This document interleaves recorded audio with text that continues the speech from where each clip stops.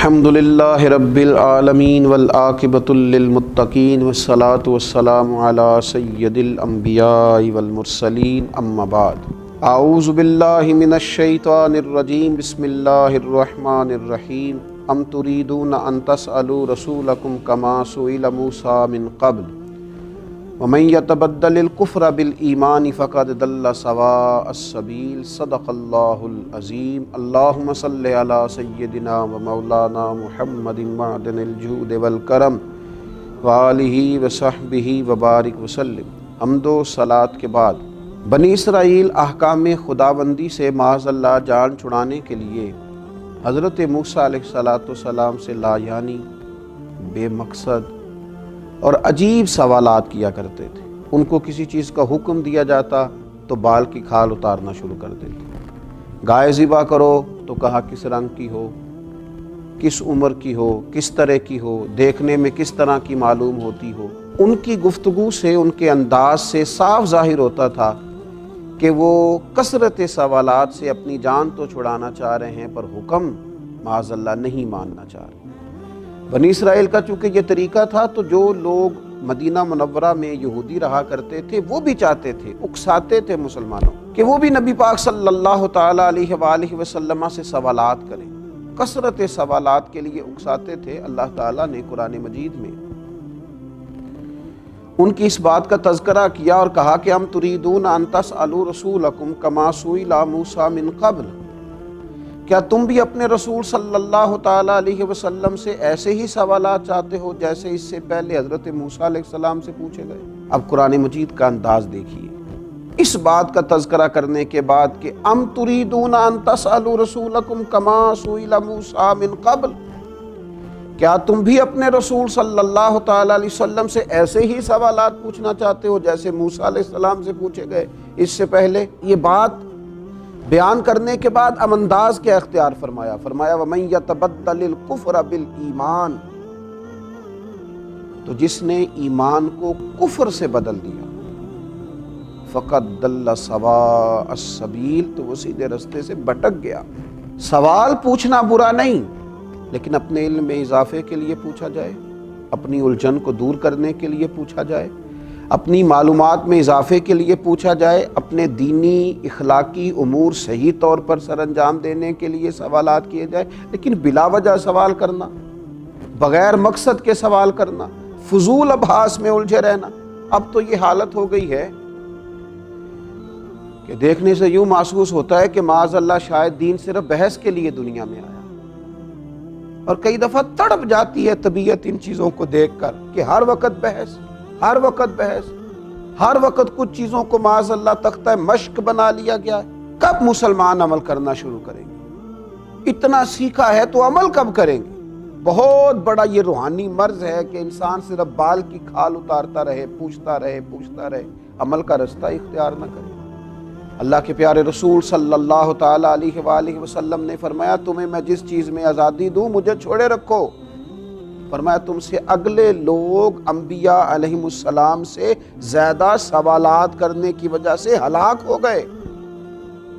حضور سید عالم صلی اللہ تعالیٰ علیہ وسلم فرمانے لگے جس چیز کا میں تمہیں منع کر دوں کسی کام سے کرنے سے تو اس سے باز آ جایا کرو، اسے چھوڑ دیا کرو، اور جس کام کے کرنے کا حکم دوں جہاں تک ہو سکے اس پر عمل کرو۔ مقصود تو عمل کرنا ہے۔ صحابہ کرام علیہم رضوان فرماتے ہیں ہمیں نبی پاک صلی اللہ تعالیٰ علیہ وسلم نے 3 چیزوں سے منع کیا۔ ایک تو حضور نے ہمیں کیلو کال سے بحث و مباحثے کرنے سے منع فرمایا، ایک مال ضائع کرنے سے منع فرمایا، اور ایک حضور نے کثرت سے سوالات کرنے سے منع کیا۔ میں کہہ چکا ہوں ضرورت کے لیے سوال کیا جا سکتا ہے، آپ اپنی کسی الجھن کو دور کرنے کے لیے سوال کریں، کسی چیز کو سمجھنے کے لیے سوال کریں، اب جب سمجھ لیا تو اس پر عمل کریں، اور جب آپ کی تسلی ہو گئی ہے تو اب عمل کا رستہ اختیار کریں۔ کیا ساری زندگی مسلمان فقط بحث ہی کریں گے؟ کیا اپنا مزاج ہی اس طرح کا بنا لیں گے کہ ہم نے صرف الجھاؤ پیدا کرنا ہے؟ اور آج تو رواج ہو گیا ہے، الجھاؤ والی بات جتنی زیادہ کی جائے اتنا اسے پسند کیا جاتا ہے۔ اب کوئی انوکھی بات ٹٹول کے لائیں، آپ کہیں کوئی انوکھی بات میں کروں گا، کوئی نرالا فلسفہ بیان کروں، ذرا سب سے ہٹ کے چلوں گا، تو یہ آپ کے معروف ہونے کے لیے بڑا اہم سنگ میل ثابت ہوگا۔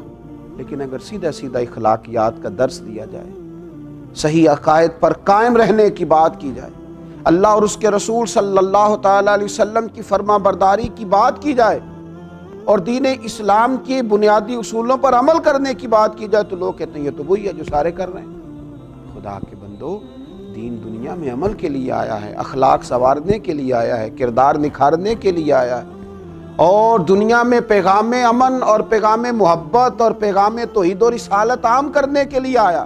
فقط بحث کی جائے گی، سارا دن بحث کی جائے گی، کوئی نہ کوئی نئی بات کریں گے علماء، کبھی احقاق حق کے لیے علمی بات کرنی ہوئی، کوئی علمی مباحثہ کرنا ہوا تو کریں گے، لیکن باقیوں کے ذمے تو عمل کرنا ہے۔ وہ عمل کریں اور عمل کا رستہ اختیار کریں۔ حضرت سیدنا انس بن مالک رضی اللہ تعالیٰ عنہ یہ روایت بیان کرتے ہیں، اور اس انداز کو ذرا سمجھنا، اس کیفیت کو سمجھنا۔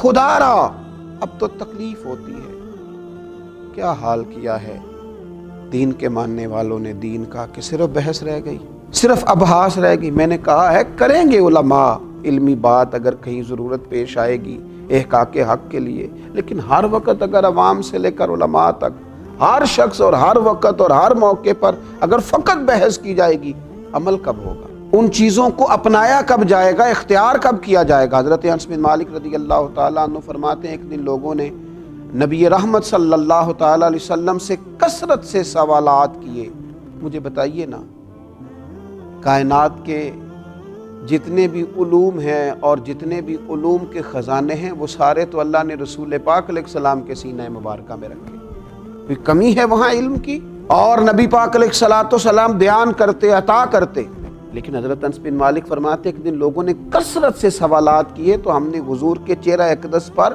ناراضگی کے آثار دیکھے۔ چنانچہ نبی پاک علیہ السلام منبر پر بیٹھ گئے، فرمایا پوچھو جو پوچھنا ہے، کرو سوال۔ ایک شخص نے پوچھا میرا باپ کون ہے؟ فرمایا وہی جس کی طرف تو منسوب کیا جاتا ہے۔ ایک نے اپنے انجام آخرت کی بات کر لی، کہ میرے لیے جنت ہے یا دوزخ ہے۔ حضرت انس کہتے ہیں ہم حضور کے چہرہ اقدس پر ناراضگی دیکھ رہے تھے۔ حضرت سیدنا فاروق اعظم رضی اللہ تعالیٰ عنہ اٹھے اور بڑے درد سے بڑی گزارش سے عرض کی رضیت باللہ ربا وبالاسلام دینا وبسیدنا ومولانا محمد نبی و رسولا صلی اللہ تعالیٰ علیہ وسلم۔ حضرت عمر دست بستہ عرض کرتے ہیں یا رسول اللہ ہم بڑے راضی ہیں کہ اللہ ہمارا رب ہے، حضور ہم بڑے راضی ہیں کہ اسلام ہمارا دین ہے، ہم بڑے راضی ہیں کہ محمد عربی صلی اللہ تعالیٰ علیہ وسلم کو اللہ نے ہمارا نبی اور رسول بنایا، ہم بڑے خوش ہیں اس بات پر۔ تو فرماتے ہیں اس پر پھر اللہ کے محبوب نے فرمایا عمر بیٹھ جاؤ، اللہ تم پہ رحم فرمائے اور یہ توفیق تمہیں ہی دی گئی ہے۔ کثرت سوالات سے حضور ناراض ہوئے۔